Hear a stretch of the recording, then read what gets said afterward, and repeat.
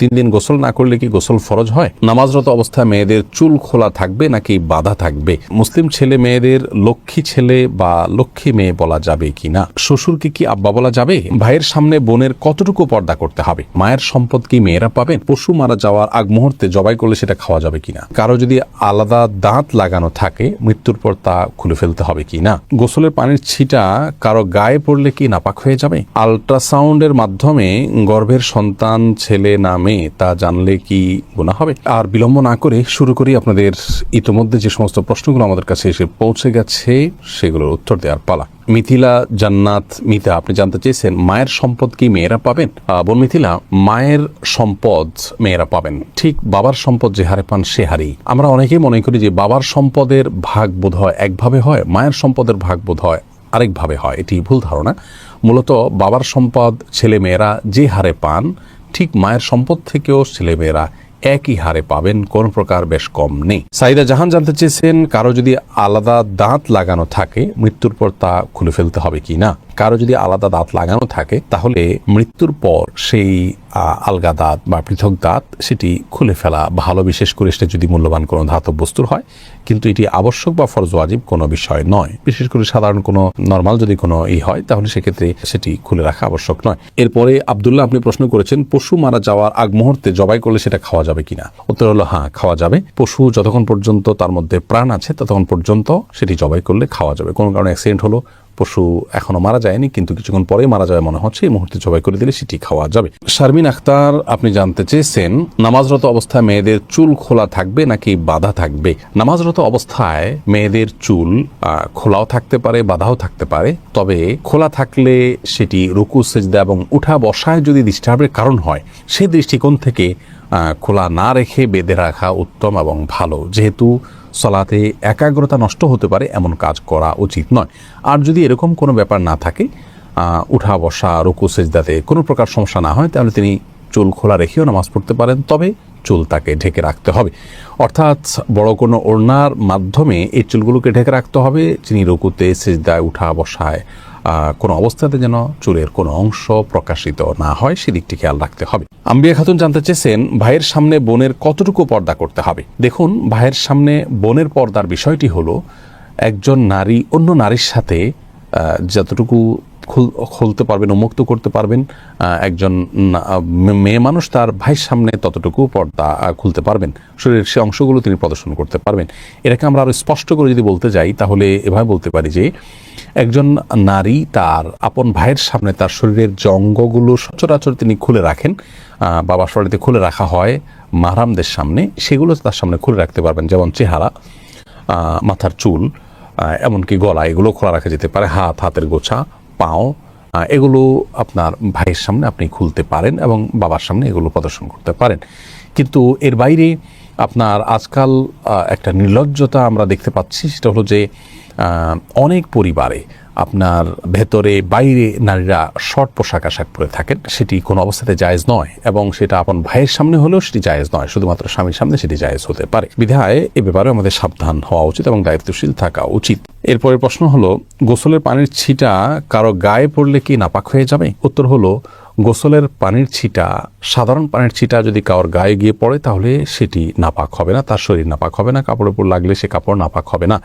তবে শরীরে যদি কোথাও দৃশ্যমান নাপাক থাকে শরীরের উপরে, সেই জায়গাতে পানি পড়ে এবং সেই পানিটা গিয়ে নির্দিষ্টভাবে কারোর গায়ে লাগে, তাহলে সেই অংশ যে অংশে লাগবে শুধুমাত্র সেই অংশটা নাপাক হবে, সেটিকে ধুয়ে ফেললেই পাক হয়ে যাবে। আর যদি এরকম দৃশ্যমান কোনো নাপাক না থাকে, জাস্ট তার গোসল ফরজ হয়েছে হয়তো, কিন্তু শরীরের উপরে কোনো দৃশ্যমান নাপাক নাই, তাহলে শরীরের উপরে যে পানি ব্যবহার করা হবে সেটা ছিটা গিয়ে অন্য কারো কাপড় পড়লে সেটি নাপাক হবে না। কারণ নাপাক দূর করার জন্য আমরা উযু করি, গোসল করে থাকি, এই ব্যবহৃত পানি নাপাক হয়ে যায় না যদি সেখানে দৃশ্যমান নাপাক না থাকে। এরপর জেন্টেলম্যান আইডি থেকে আপনি জানতে চেয়েছেন মুসলিম ছেলে মেয়েদের লক্ষ্মী ছেলে বা লক্ষ্মী মেয়ে বলা যাবে কি না? না ভাই, এভাবে বলা উচিত নয়। আমরা অনেক সময় যে সন্তানদেরকে স্নেহ করে ভালোবেসে লক্ষ্মী বলি, অবশ্য স্বামী স্ত্রী একে অন্যকে বলেন। লক্ষ্মী বলা উচিত এই জন্য নয় যে হিন্দুদের একটি ধর্মীয় বিশ্বাস হলো তারা একজন দেবীকে লক্ষ্মী বলে তারা সম্বোধন করেন, ডাকেন, বিশ্বাস করেন। তারা মনে করেন যে সৌভাগ্য, ধন, ঐশ্বর্য এগুলোর অধিষ্ঠাত্রী হলেন সেই দেবী। তো সেই জায়গা থেকে তাকে লক্ষ্মী বলা হয়, ভালো লক্ষণ তিনি বহন করেন। তো নিজের সন্তানকে বা প্রিয় কোনো মানুষকে যদি আপনি লক্ষ্মী বলেন, কেমন যেন আপনি সেই বিশ্বাসকে স্মরণ করে তাকেও ভালো লক্ষণ বহনকারী ওই দেবীর মতো, যদি আপনি এরকম মনে করে করছেন না, কিন্তু তার সাথে সাদৃশ্য হচ্ছে, সে বিশ্বাসের সাথে কিছু দিক থেকে বাহ্যিকভাবে হলেও মিলে যাচ্ছে। আর শিরক এবং মুশরিকের বিশ্বাসের সাথে বাহ্যিকভাবেও সাদৃশ্য হয় এমন কোনো কাজ একজন মুসলমানের করা উচিত নয়। সেই জায়গা থেকে লক্ষ্মী ছেলে লক্ষ্মী মেয়ে বলাটা অনুচিত। এরপরের প্রশ্নটি করেছেন আখতার হোসাইন, আপনি জানতে চেয়েছেন আল্ট্রাসাউন্ডের মাধ্যমে গর্ভের সন্তান ছেলে না মেয়ে তা জানলে কি গুনাহ হবে? দেখুন, আল্ট্রাসোনোগ্রামের মাধ্যমে গর্ভের সন্তানের অবস্থা যদি জানা যায় এবং ডাক্তাররা যে তাদের অভিজ্ঞতার আলোকে এবং বিভিন্ন থিওরির ভিত্তিতে তারা যে বলেন যে ছেলে বা মেয়ে, এটি জায়েজ আছে, কোনো অসুবিধা নেই। আল্লাহ রাব্বুল আলামিন যে বলেছেন গর্ভে কি আছে সেটি আল্লাহ ছাড়া কেউ জানেন না, এর মাধ্যমে এটি মূলত এই পর্যায়ের কথা আল্লাহ তাআলা বলেননি। তার মানে কোন সময় গর্ভে কি যাচ্ছে না যাচ্ছে এবং কোন বীর্যে কোন শুক্রাণুতে কি সন্তান আছে না আছে সেটি আল্লাহ ছাড়া কেউ জানেন না। আল্ট্রাসোনোগ্রামের মাধ্যমে সাধারণত ডাক্তারগণ একটা পিরিয়ড পার হওয়ার পর, একটা সময়ে পৌঁছার পর, কয়েক মাস পর সেটি বলতে পারেন। অতএব সেটা একটা অনুমান, সেটা একটা ধারণা, তারা যা দেখেন সেই অনুযায়ী তারা বলে থাকেন। অতএব কারোর দেখা জিনিস কেউ বললে সেটাকে বিশ্বাস করা যেতে পারে এবং সেটা গ্রহণ করলে বা সেটা তাদের কাছে জানতে চাইলে এটি গায়েবের প্রতি বিশ্বাসের শামিল হবে না, এটা জায়েজ হবে ইনশাআল্লাহ। বদির আলম, আপনি জানতে চেয়েছেন শ্বশুরকে কি আব্বা বলা যাবে আর তার সাথে কতটুকু পর্দা করতে হবে?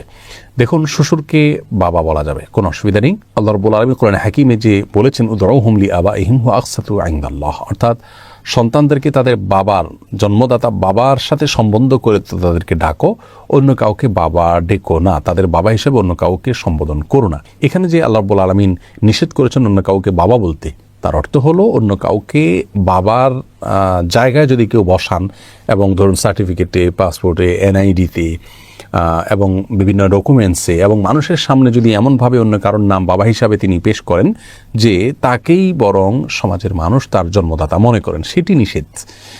শ্বশুরকে যদি কেউ বাবা বলেনও, সেক্ষেত্রে সমাজের সবাই জানেন যে এই ভদ্রলোক তার জন্মদাতা পিতা নন, এটা সম্মানসূচকভাবে শুধুমাত্র বলা।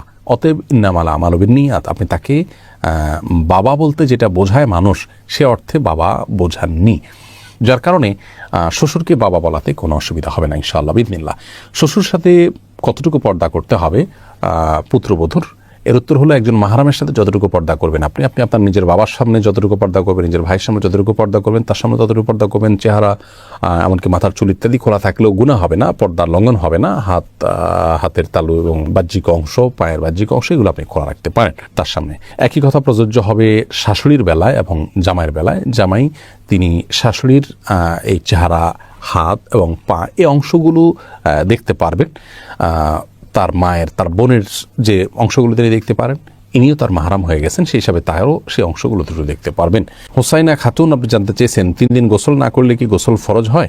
না, 3 দিন গোসল না করলে গোসল ফরজ হয় এমন কোনো কথা নেই। অনেকে মনে করেন যে 3 দিন বা এতদিন গোসল না করলে তখন গোসল করতে হয় ফরজ হিসাবে। গোসল ফরজ হয় শুধুমাত্র মেয়েরা মাসিক থেকে পবিত্র হলে এবং সন্তান প্রসব পরবর্তী যে ব্লিডিং আছে সেটি থেকে পবিত্র হলে এবং নারী পুরুষ উভয়ের বীর্যপাত হলে সহবাসের পর, এই জায়গাগুলোতে গোসল করা ফরজ বা আবশ্যক। এছাড়া এতদিন গোসল না করলে গোসল আবশ্যক হবে এমন কোনো কথা নেই। কেউ গোসল করা ছাড়া 5 দিন, 7 দিন, 10 দিনও যদি থাকেন তারপরেও গোসল ফরজ হয় না। তবে হ্যাঁ, এরকম দীর্ঘ সময় গোসল না করে থাকা এটা অনুচিত, কারণ পরিচ্ছন্নতা এটা ঈমানের অংশ, এটা নেকামলের অংশ। সেই জায়গা থেকে যত অল্প সময়ের মধ্যে সম্ভব, বিশেষ করে গায়ে যখন দুর্গন্ধ হয়, ঘামের গন্ধ হয়, তখন ঘামের গন্ধ এবং শরীরের ময়লা ইত্যাদি এগুলো দূর করবার জন্য গোসল করা উচিত। বিশেষ করে আজকাল আমরা মানুষের মাঝে যেতে হয়, মসজিদে যেতে হয়, তো শরীরে দুর্গন্ধ নিয়ে গেলে অন্যের কষ্টের কারণ হবে, সেই কারণে গোসল করা উচিত। সেটা 1 দিনই হোক, 2 দিনে হোক বা যতটুকু সময় সম্ভব, কিন্তু এত সময়ের মধ্যে না করলে গোসল করা ফরজ।